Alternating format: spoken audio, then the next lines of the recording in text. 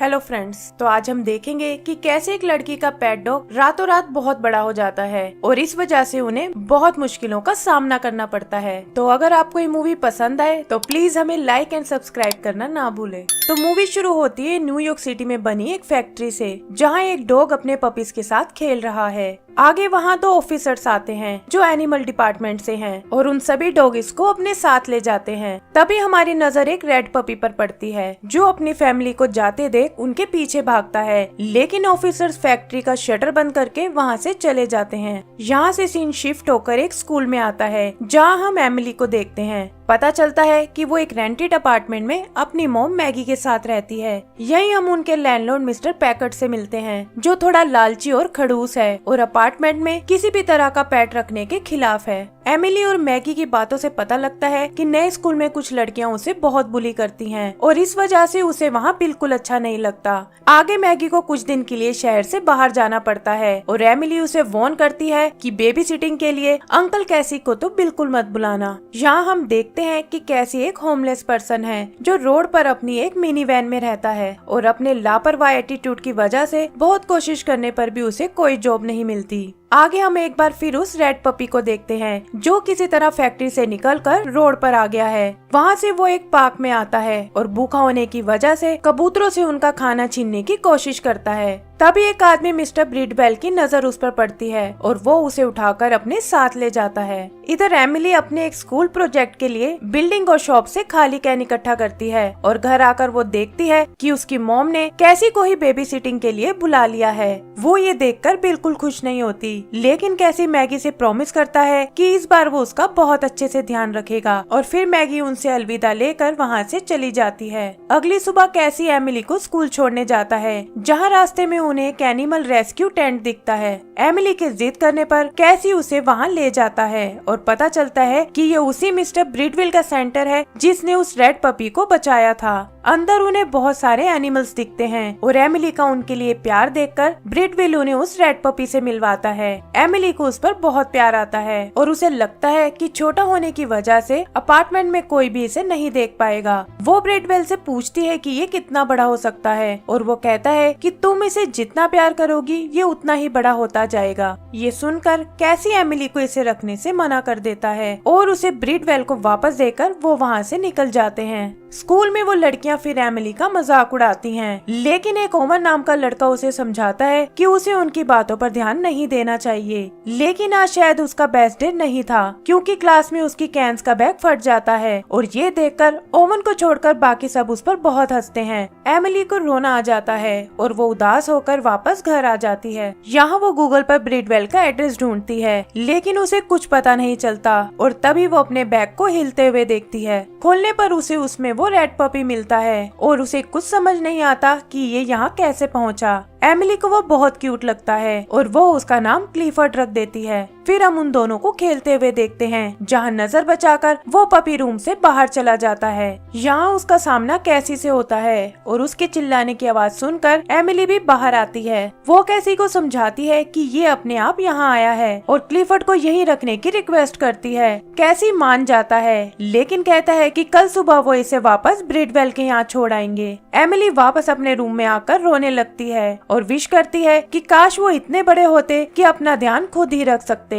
तभी हम उसके अपार्टमेंट के बाहर ब्रिडवेल को देखते हैं जो स्माइल करता हुआ वापस जा रहा है। अगली सुबह आँख खुलने पर एमिली अपने सामने एक बड़ा सा फेस देखती है और पता चलता है कि क्लिफर्ड रातों रात अचानक से बहुत बड़ा हो गया है। एमिली को लगता है कि शायद वो कोई सपना देख रही है, लेकिन जल्दी ही वो समझ जाती है कि उसकी विश पूरी हो गई है। वो भागकर ये बात कैसी को बताने जाती है जो क्लिफर्ड को एक मॉन्स्टर समझकर अपार्टमेंट से बाहर भागने की कोशिश करता है। एमिली उसे समझाती है कि ये उन्हें कोई नुकसान नहीं पहुंचाएगा और तभी मैगी का फोन आता है। कैसी किसी तरह उसे समझाता है कि यहाँ सब ठीक है, लेकिन तभी दरवाजे पर उनका लैंडलॉर्ड पैकर्ड आ जाता है जो एक डिशवॉशर ठीक करने आया है।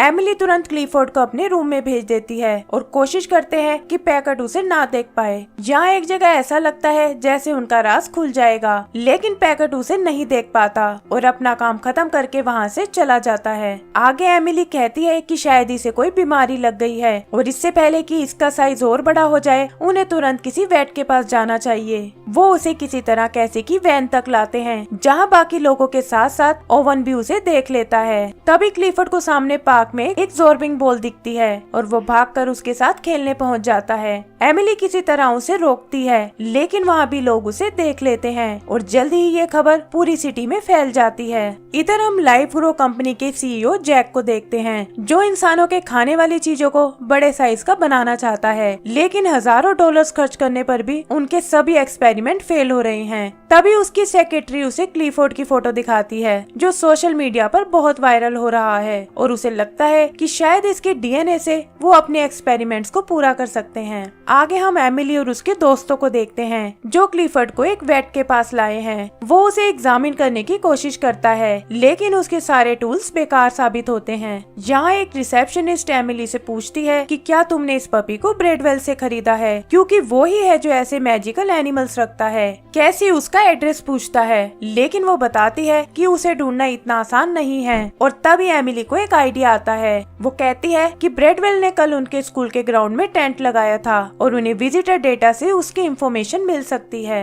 वो स्कूल जाते हैं, जहाँ रिसेप्शनिस्ट को बेवकूफ बनाकर ओवन उसकी सारी इंफॉर्मेशन एक पेन ड्राइव में सेव कर लेता है। एमिली भी क्लिफर्ड के लिए कैंटीन से खाना लेने जाती है, लेकिन वो किसी तरह गाड़ी से निकलकर उसके पीछे स्कूल में आ जाता है। यहाँ एक बार फिर वो लड़कियां एमिली को परेशान करती हैं और तभी क्लिफर्ड वहाँ आकर उन्हें अच्छा सबक सिखाता है। इधर जैक क्लिफर्ड में अपनी चिप लगाने को कहता है, ताकि वो उसे लाइफ ग्रो की प्रॉपर्टी साबित कर सके, और उसके लोग एमिली को ट्रैक करके उसकी इंफॉर्मेशन निकालते हैं। फिर वो उसके एड्रेस पर जाता है और क्लिफर्ड की फोटो देखकर पैकर्ड समझ जाता है कि एमिली की फैमिली उसे धोखा दे रही थी। तभी एमिली और उसके दोस्त भी वहाँ आते हैं और क्लिफर्ड को वैन में छोड़कर फ्लैट से लैपटॉप लेने जाते हैं, लेकिन वहाँ उन्हें पता चलता है कि पैकर्ड ने फ्लैट सील करके उन्हें घर से निकाल दिया है। इधर हम एमिली के एक नेबर को देखते हैं, जो डिश एंटीना को ठीक करते वक्त छत से नीचे गिरने लगता है, लेकिन इससे पहले कि उसे कोई चोट पहुँचे, क्लिफर्ड वहाँ आकर उसे बचा लेता है और ये देखकर लोग बहुत इम्प्रेस होते हैं। आगे हम कैसी को देखते हैं, जो बहुत उदास है, क्योंकि इस बार भी उसने मैगी का भरोसा तोड़ दिया है। और तभी ओवन उसके नेबर का लैपटॉप लेकर आता है। स्कूल से मिली इंफॉर्मेशन से उन्हें पता चलता है कि ब्रिडवेल आज मेडिकल चेकअप के लिए हॉस्पिटल जाने वाला है और वो वहाँ जाने की तैयारी करते हैं। तभी वहाँ जैक आता है, जो कहता है कि ये बड़ा पपी असल में उसकी प्रॉपर्टी है, जो लैब का दरवाजा तोड़कर भाग निकला था, और उन्हें कुछ पैसे देने की कोशिश करता है। लेकिन एमिली उसका झूठ पकड़ लेती है और कहती है कि जब ये पपी मुझे मिला था तो वो बहुत छोटा था। जैक भी समझ जाता है कि इस तरह काम नहीं बनेगा और उसके इशारे पर उसका आदमी क्लिफर्ड में वो चिप लगा देता है। ये देखकर एमिली क्लिफर्ड को भागने को कहती है और उसके नेबर भी इस काम में उसकी मदद करते हैं।